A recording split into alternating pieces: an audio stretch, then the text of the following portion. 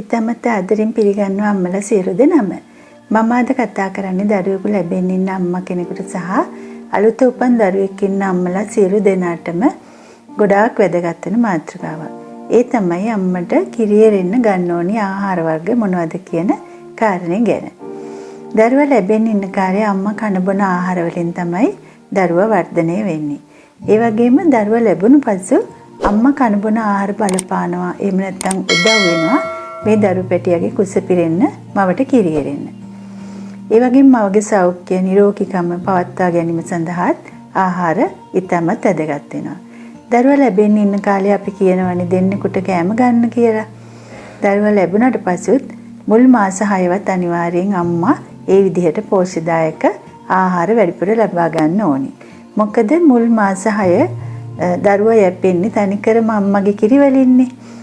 මේ කාලේ අම්මගේ පෝෂණය ගැන ඉතාමත් සැලකිලිමත් වෙන්න ඕනි. ඒ නිසා අම්මගේ පෝෂණය අඩු වුණොත් දත් දිරා යාම, එතකොට කොණ්ඩේ ගැලවී යාම, සන්ධිවල වේදනාව වැනි ආබාධ ඇති වෙන්න පුළුවන්.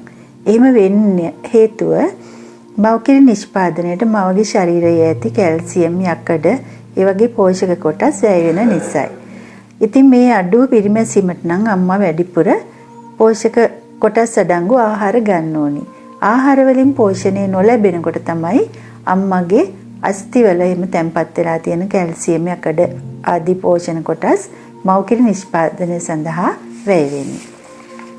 අපි දැන් බලමු කිරි එරෙන්න සහ මවගේ පෝෂණය හොඳින් පවත්වා ගන්න උදව් වෙන ආහාර වර්ග මොනවද කියලා.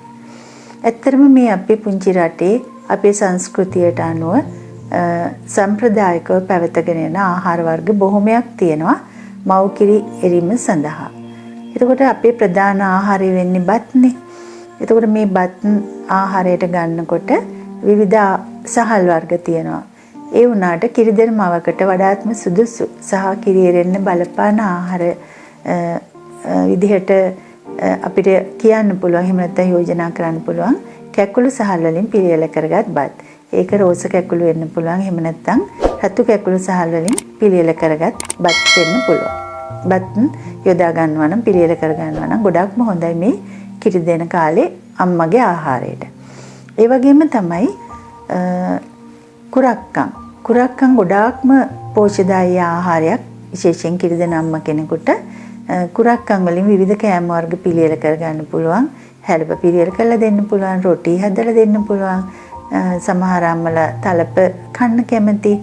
අර ඒ වගේ කුරක්කන් යෙදුව ආහාරත් මවගේ ආහාර දවසේ ආහාර වේලෙන් කොයි වේලකට හෝ මවට පිළිගන්නවා නම් එහෙම නැත්නම් මවක් ගන්නවා නම් ඒක කිරියෙරෙන්න ගොඩක් උදව් වෙනවා. ඒ වගේම අපේ රටේ ගොඩක් අල වර්ග තියෙනවා. ඒවෙන් විශේෂයෙන්ම බතල, රාජාල, ඒ වගේ අල වර්ග කැමරට එකතු කර ගැනීමෙන් අම්මගේ කිරි නිෂ්පාදනය වැඩි කරගන්න පුළුවන්. ඒ වගේම තමයි ඇට වර්ග. විශේෂයෙන් කොල්ලු, කඩල, කව්පි ඒ වගේ ආහාර වලින් මවගේ කිරි නිෂ්පාදනය වැඩි කරගන්න පුළුවන්. තවත් ඉතාමත්ම වැදගත් විශේෂයෙන්ම කිරි දෙන මවක් ආහාරයට ගත යුතුම දෙයක් තමයි කොස්. අපේ රටේ සුලභව සපය ගන්න පුළුවන්. හැම කෙනෙකුටම ගන්න පුළුවන්, හොයා ගන්න පුළුවන් සුලභ ආහාරයක්. එතකොට මේ කොස් අපිට තම්බලා ආහාරයට ගන්න පුළුවන්, ව්‍යංජනයක් විදිහට පුළුවන්. ඊට අමතරව පොලොස් වලින් පිළියෙල කරගත්ත පොලොස් ව්‍යංජනයත් ඉතාමත්ම ගුණදායී වෙනවා මේ කිරි දෙන මවකට. එතකොට අපි එළවලු ගැන කතා කළොත් විශේෂයෙන්ම අපි වැදගත් වෙන එළවලුවක් විදිහට අපිට සලකන්න පුළුවන් කරවිල. මේ කරවිල ආහාරයට ගැනීම තුළින් මවගේ කිරි නිෂ්පාදනය වැඩි කරගන්න පුළුවන්. ඒ වගේම මුරුංගා, නිවිති, අමුගස් ලැබු වලින් පිළියෙල කරගත් ව්‍යංජන ඒ වගේ දේවල් වලින් මවගේ කිරි නිෂ්පාදනය වැඩි කරගන්න පුළුවන්. විශේෂයෙන් පොල් කිරිත් බලපානවා. පොල් එතකොට පොල් කිරි යොදා කිරට පිළියෙල කරගත්ත එළවලු මේ මවගේ ආහාරයට එකතු කිරීම තුළින් කිරි නිෂ්පාදනය වැඩි කරගන්න පුළුවන්. ඒ වගේම තමයි මෝර මාළු, කිරි මෝර, ඒ වගේම වියලි හාල් මැස්සෝ යොදා පිළියෙල කරගත් ව්‍යංජන මවට නිතර ලබා දීම තුළින් මවගේ කිරි නිෂ්පාදනය වැඩි කරගන්න පුළුවන්.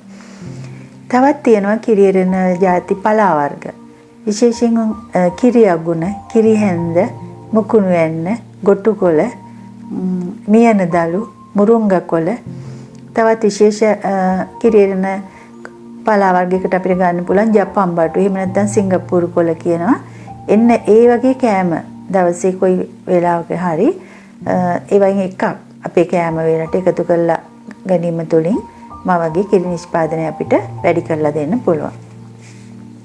තවත් දැන් අපි ඔච්චරම කිරි එරෙන ආහාර දුන්නත් මේ මව්වරු කිරි අප්පිරියයි කියන මේ කෑම අප්පිරියයි කියන කතාව නිතරම කියනවා.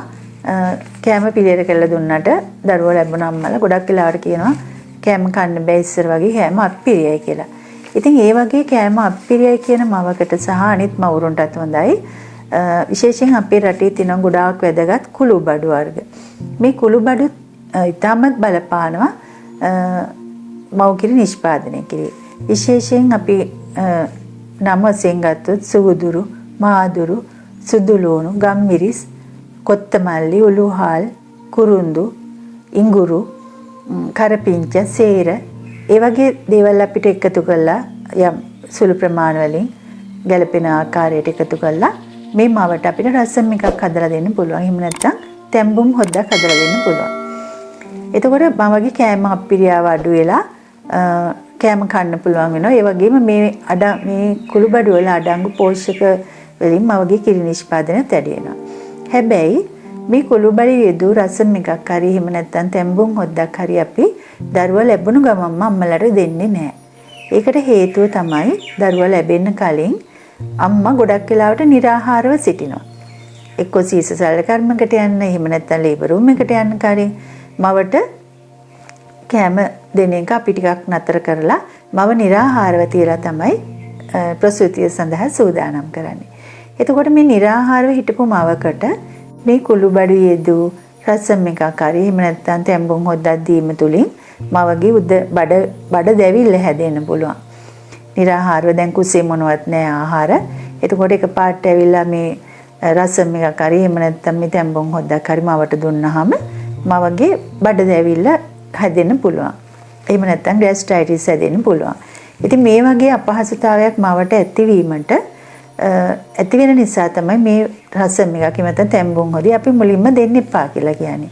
නමුත් මේකේ ගුණාත්මක වටිනාකම, ඖෂධීය වටිනාකම නැති වෙලා නැහැ. ඒක දෙන්න ඕනි. දරුවා ලැබිලා සතියක් විතර ගියාට පස්සේ මව හොඳට සුපුරුදු පරිදි ආහාර ගන්නකොට සතියකට සැරයක් විතර මවට මේ කුළුබඩු යොදලා මේ වගේ මේ රසම් එකක් එහෙම නැත්නම් තැඹුම් හොද්දක් හදලා දෙන්න පුළුවන්. එතකොට මවගේ කෑම රුචිය වැඩි වෙනවා සහ මේ කුළුබඩු වල තියෙන ගුණය එහෙම නැත්නම් ගුණාත්මක බව නිසා මවට කිරි එරෙන්න පටන් ගන්නවා. අනිත් එක තමයි කිතුල් හකුරු. කිතුල් හකුරු කියන්නේ ඉතාමත් ගුණ දෙයක් මේ දරුවෙකු ලැබුණ මවකට. එතකොට මේ කිතුල් හකුරුත් එක්ක බිස්කට් දෙන්න පුළුවන්. මවට තේ මොන හරි පානයක් හදලා දෙන්න පුළුවන්. මේ කිතුල් හකුරුත් මවගේ කිරි දෙන මවගේ ආහාර වලට එකතු කරගත යුතු කෑමක්, විශේෂ කෑමක්. මේ ඒ වගේම දැන් මේ හැම දෙයත් එක්කම තවත් ඉතාමත්ම වැදගත් දෙයක් තමයි පිරිසිදු ජලය. දරුවෙක් ලැබුණ අම්මා කෙනෙක් ඇත්තරම පිරිසිදු වතුර බොන එක නම් ඉතාමත් වැදගත්. ඒක ප්‍රමාණය වැඩි කරන්න ඕනේ. මොකද මව වතුර බොන්නේ නැතුව ඉඳලා, කැම කන්න නැතුව ඉඳලා මවගේ ඇඟේ තියෙන තරල ප්‍රමාණය අඩු වෙලා ඒ අඩුව පිරිමහ ගන්න මව දරුවෙකු ලැබුණු මවක් විශේෂයෙන් වතුර ලීටර් 3ක් හෝ ඊට වඩා වැඩි ප්‍රමාණයක් දවසකට ගන්න ඕනේ. වතුර බොන එක ඉතාමත්ම බලපානවා. එහෙම නැත්නම් ඉතාමත්ම වැදගත් වෙනවා මේ මවගේ කිරි නිෂ්පාදනය කෙරෙහි. ඒ වගේම මව කිරි දෙන්න පටන් ගන්න ඉස්සෙල්ලා උණුසුම් පානයක්, ඒ කියන්නේ උණු වතුර ටිකක් හරි කමක් නැහැ, තේ කෝප්පයක් හරි කමක් නැහැ, උණුසුම්ව මොනවා හරි පානයකින් උගුරු 2-3ක් බීලා කිරි දෙන්න පටන් ගන්න එක උදව් වෙනවා කිරි නිෂ්පාදනය වැඩි වෙන්න. ඒ වගේම තවත් වැදගත් මේ ආහාර වර්ග සියල්ලම මේවා මව ආහාරයට ගත්තත් සැරින් සැරේ මව මහන්සියෙන් ඉන්නවා නම් මවට නිින්ද අඩුයි නම් ඒ වගේ පීඩාකාරී මානසික තත්ත්වයක සිටිනවා නම් ඒ දේවල් බලපානවා කිරි නිෂ්පාදනය අඩු වෙන්න. ඒක නිසා මවට ප්‍රමාණවත් නිින්ද ලැබෙන්න ඕනි. ඒ වගේම මානසික සහනය, සතුට, නිදහස ඉතාමත්ම වැදගත් වෙනවා මව්කිරි නිෂ්පාදනය කෙරේ. ඉතින් මම හිතනවා මේ දේවල් දරුවෙක් ලැබෙන්න ඉන්න ඔබට සහ දරුවෙකු ලැබුණු මවකටත් ඉතාමත්ම වැදගත් වෙනවා කියලා. මොකද මේ ආහාර වර්ග විශේෂයෙන් මේ ආහාර වර්ග වලින් එක දෙයක් හෝ ඔබේ කෑම වේලේ එක වේලකට යොදා ගැනීම තුළින් කිරි නිෂ්පාදනය වැඩි කරගන්න පුළුවන්. දැන් මේ නම් කියපු ආහාර ඒවා කුස පිරෙන්න කන්න කියන එක නෙමෙයි මේකේ අදහස. සමබරව දැන් අපි හිතමු පොලොස් ගැට කියලා. දැන් පොලොස් ගැට කනවා කියලා පිඟාන පිරෙන්නම පොලොස් ගැට ගන්න බෑ අපිට. කරවිලත් එහෙමයි, අනිත් දේවලුත් එහෙමයි. එතකොට බතුත් සමග අනිත් එළවලු පලා වර්ග සමග මේ කිරි නිෂ්පාදනය කිරි වැඩි වෙන ආහාර වලින් සෑම දිනකම සෑම වේලකටම යොදා ගැනීම තමයි ඔබ කළ යුත්තේ. ඒ වගේම මානසික සහනය, හිතේ සතුට, විශ්වාසය සහ අදිෂ්ඨානය තියෙන්න ඕනේ. දරුවා කෙරේ උපන් අපරිමිත සෙනෙහස ආදරය වෙනුවෙන් ඔබේ ලේ තමයි කිරට හැරෙන්න පටන් ගන්න. ඉතින් ඔබේ ස්ථිර අදිෂ්ඨානයක් තියෙන්න ඕනි. මගේ පැටියට දෙන්නේ මගේ කිරි ටික තමයි. මට කිරි එරෙනවා. ඒක සත්‍යයි කියලා දරුවා දිහා බලාගෙන එයාට ආදරෙන් කතා කරලා දරුවා තුරුල් කරගෙන කිරි දෙනකොට අම්මට කිරි එරෙන්න පටන් ගන්නවා. ඉතින් මම හිතනවා ඔබට මේ දේවල් වැදගත් වුණා කියලා. නැවතත් හමු වෙනතේ ආයුබෝවන්.